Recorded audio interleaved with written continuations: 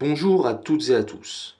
Dans cette émission, que je lance par cette vidéo, je vais parler de divers sujets, parmi lesquels la philosophie, la politique, la spiritualité, l'histoire, et tant d'autres choses encore que je vais analyser à travers mon propre prisme, en défendant mes propres valeurs, mes propres points de vue.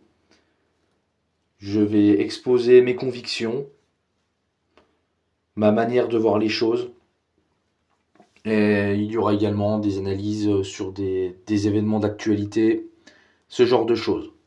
Donc voilà un petit peu à quoi va servir cette émission. Bien sûr, je vous invite dès maintenant à vous abonner, à déposer un j'aime, un commentaire, à donner votre avis, positif ou négatif sur ce que je vais dire, à partager cette vidéo. Et voilà, c'est à peu près tout. Pour introduire un petit peu le principe de l'émission, je vais commencer par expliquer quelque chose. C'est qu'ici, il n'est jamais question de rentrer dans des cases. On refuse les étiquettes, on refuse les catégories. On se forge sa propre opinion surtout, et on ne se fie jamais à une seule grille de lecture pour se faire un avis sur les différents sujets qu'on traitera. Alors, quand je parle de cases, de quoi je parle? Le premier type de case dans lesquelles se mettent les personnes, en général, c'est la fameuse dichotomie droite-gauche. Ici, on ne se considérera jamais ni de droite, ni de gauche. C'est-à-dire qu'en fonction des sujets, on pourra avoir un avis qui pourra être tantôt rattaché à des opinions de droite, tantôt un avis qui pourra être rapproché d'idées de gauche. Donc, on n'est pas sectaire, on ne s'enferme pas. Voilà, il y a des choses très bien à gauche, il y a des choses très bien à droite, en fonction du sujet traité. Personnellement, mon cœur peut aller plus ou moins à gauche ou plus ou moins à droite. Donc, c'est la première chose. Sur cette chaîne, on refuse la fausse dichotomie droite-gauche, on refuse cette division arbitraire, et on considère qu'on n'est pas des lapins de 6 semaines et qu'on n'a pas à se ranger massivement derrière un camp idéologique et à adhérer à tous les aspects de ce camp idéologique. Voilà. En fonction des sujets, on aura un avis qui va varier de gauche à droite. Voilà.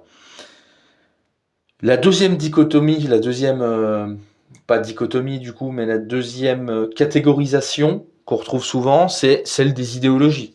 Donc ça rejoint un peu l'idée de la droite et de la gauche, mais d'une manière un peu plus précise. C'est-à-dire qu'on vit à une époque où les gens aiment bien se ranger par idéologie. Certains vont se réclamer par exemple du marxisme, du communisme.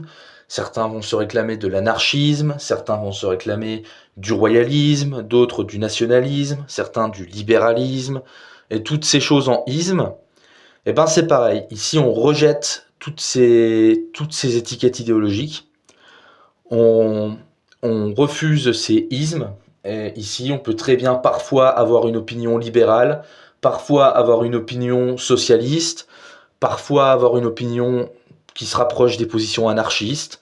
Parfois, on va tenir des propos qui pourront être considérés comme nationalistes. Ça dépendra des sujets. Et on s'enferme, encore une fois, pas dans une case.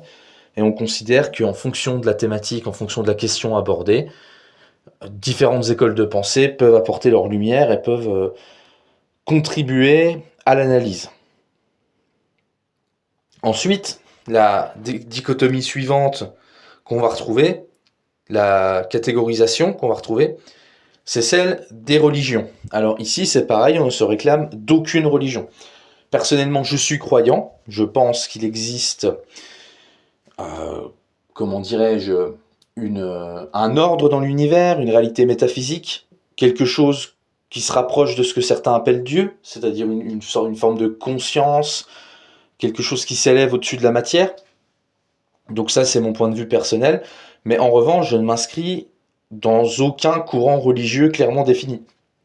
Je ne suis pas chrétien, je ne suis pas musulman, je ne suis pas juif, Je n'appartiens à aucun mouvement, quel qu'il soit, au niveau religieux. Je ne suis pas non plus bouddhiste, je ne suis pas hindou, je n'appartiens à aucun culte païen clairement identifié. Par contre, je vais piocher différents éléments dans toutes ces traditions et je vais en retirer ce qui me semble pertinent, ce qui va nourrir ma vision du monde. Donc en fonction des sujets, j'irai chercher des choses dans le christianisme, des choses dans le paganisme, des choses dans le bouddhisme, etc., etc., etc. Donc voilà, j'ai pas un avis figé, je ne suis pas en bloc monolithique derrière une tradition spirituelle en particulier. Et quand je donnerai mon avis sur des sujets métaphysiques, j'irai piocher dans des choses qui peuvent être rapportées à différents types de traditions. Voilà. La division suivante, qu'on retrouve souvent, c'est celle entre les théoriciens du complot et entre les sceptiques, on va dire, les partisans de, par exemple, la zététique, ce genre de choses. Et ben là, c'est pareil. J'ai pas de camp attitré. C'est-à-dire qu'il va y avoir des sujets sur lesquels je vais donner raison aux complotistes, entre guillemets. C'est-à-dire il y a des sujets où je trouve que la théorie du complot, la dite théorie du complot, on va dire, est plus pertinente que la version officielle. Il y a des sujets où je donne totalement raison au discours dit complotiste. Et je le dirai, et je défendrai ces thèses-là au moment venu. Mais il y a aussi d'autres sujets où je trouve que les thèses complotistes sont totalement farfelues, où ça va trop loin. Et à ce moment-là, je n'ai pas de problème à donner raison aux zététiciens, aux fact-checkers et compagnie. Même si souvent je n'aime pas spécialement leur personnalité et le fait qu'ils se comportent souvent comme des laquais du pouvoir, comme des garants de la bonne pensée, on va dire. Mais malgré tout, il n'empêche que parfois, il y a certaines théories du complot ou théories dites alternatives qui sont complètement bidons, et il faut savoir le reconnaître. Et dans ces cas-là, voilà, moi j'ai aucun problème à donner raison à la version officielle, quand la version officielle me semble plus proche de la réalité que la théorie du complot. Et inversement, quand la théorie du complot, entre guillemets, me semble pertinente, je n'ai aucun problème à la défendre, même face au consensus officiel, on va dire. Voilà. La catégorisation suivante, c'est entre les matérialistes et les spiritualistes. Bah là, c'est pareil. Vous voyez, il y a des sujets sur lesquels je vais être d'accord avec les spiritualistes, c'est-à-dire qu'il peut y avoir des explications surnaturelles, il peut y avoir des sujets où l'interprétation métaphysique a toute sa place, mais il y a d'autres sujets sur lesquels il faut parfois redescendre les pieds sur terre et avoir une interprétation beaucoup plus rationnelle, beaucoup plus pragmatique. Et à ce moment-là, je vais être d'accord avec des analyses et des grilles de lecture matérialistes. Tout dépend du sujet. Le matérialisme, c'est un outil qui peut être très utile concernant certaines questions et sur certains sujets. De la même manière, le spiritualisme, pour moi, il ne faut pas s'en couper parce que c'est grâce au spiritualisme qu'on peut rester connecté à la source et donner du sens, une forme de transcendance à nos existences. Donc les deux approches sont utiles, ça dépend de quoi on parle. Voilà. Donc, de la même manière, on fera sûrement une vidéo là-dessus d'ailleurs, la morale. Moi je pense qu'il faut la décortiquer, la morale. Parce que, voilà, on parle de la morale, mais en réalité, il y a plusieurs morales. Parce qu'en fonction des cultures, en fonction des sociétés, des époques, des lieux, de tout ce que vous voulez, les morales varient, les morales ne sont pas forcément les mêmes. Ce qui peut être considéré comme bien à une époque ne sera pas à une autre, ou inversement, ce qui peut être considéré comme mal à un endroit sur Terre peut être considéré comme bien à un autre endroit. Donc la morale comporte une part de subjectivité. Donc ici, on ne traitera jamais un sujet en disant ça je vais pas en parler parce que c'est mal, ou ça je vais pas en parler parce que c'est bien, ou il faut pas faire ça parce que c'est bien ou parce que c'est mal. On ira plus loin que ça, on ira chercher le pourquoi c'est mal et pourquoi c'est bien. On va pas se contenter d'une explication simpliste qui dit c'est bien parce que, ou c'est mal parce que. On va essayer de pousser le raisonnement jusqu'au bout, et essayer de comprendre pourquoi quelque chose serait bien ou pourquoi quelque chose serait mal, au-delà de, on va dire, de l'éducation ou du cadre socioculturel dans lequel on a grandi. Parce que ça c'est très important, parce que bah, il faut admettre qu'on est tous conditionnés par la manière de laquelle on a été éduqués et qu'on tient certaines choses comme morales ou non en fonction de notre éducation et parfois on ne s'est pas forcément remis en question. Bah, des fois là, c'est important de se poser la question, soit pour changer d'avis ou alors si c'est pas pour changer d'avis, tout simplement pour savoir au moins pourquoi on pense ce qu'on pense. Voilà. C'est-à-dire, si on est contre quelque chose, c'est pas, il faut pas il faut aller un peu plus loin que je suis contre parce que ça me plaît pas. Enfin, comment je pourrais dire ça? Il faut aller plus loin que la subjectivité. Il faut aller plus loin que de se dire je suis contre parce que c'est mal ou voilà. Il faut essayer de comprendre pourquoi profondément c'est mal en fait. Pourquoi est-ce qu'on pense que c'est mal quand on est contre quelque chose? Inversement, quand on pense que quelque chose c'est bien, il faut essayer de creuser pour essayer de comprendre pourquoi on pense que c'est bien. On peut pas se contenter de quelque chose qui est induit par l'éducation ou le milieu dans lequel on a grandi.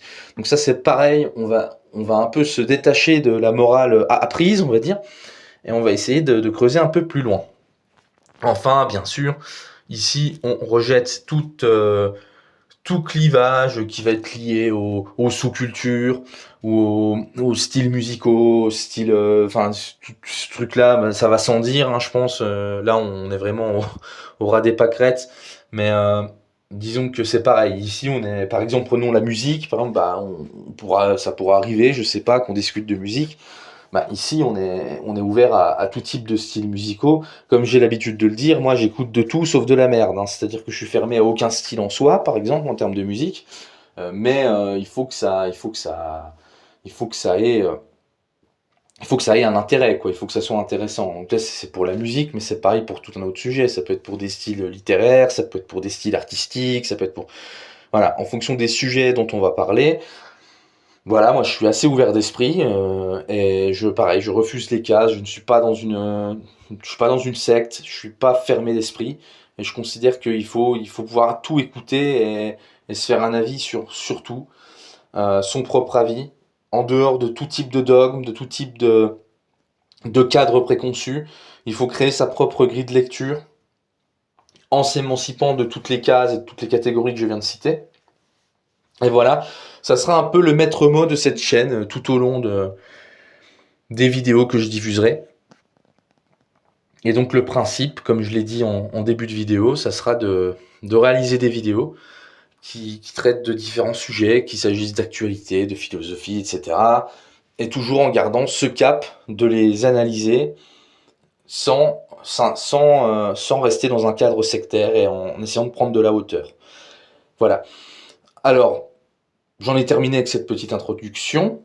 Si ça vous intéresse, si vous voulez voir ce qui va être fait sur cette chaîne, bah bien sûr, je vous invite à vous abonner et comme je l'ai dit tout à l'heure, à déposer un j'aime, un commentaire et à partager cette vidéo. Voilà.